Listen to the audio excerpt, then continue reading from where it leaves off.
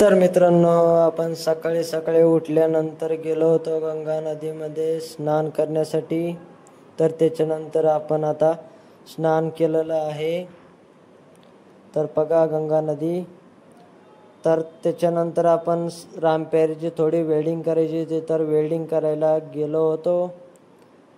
तर आता रामपेरी घेऊन थोडं फिरायला निघालो आहे. तर आपली रामपेरी घेतली आहे. तर आता रस्त्याने जात असताना आपल्याला एक पूल भेटलेला आहे गंगा नदीवरचा. त्याच्यानंतर आपल्याला एक शिखर भेटलेला आहे.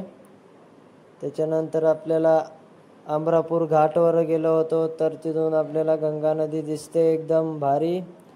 त्याच्यानंतर आपण महाकुंभ 21 शंकराचार्य.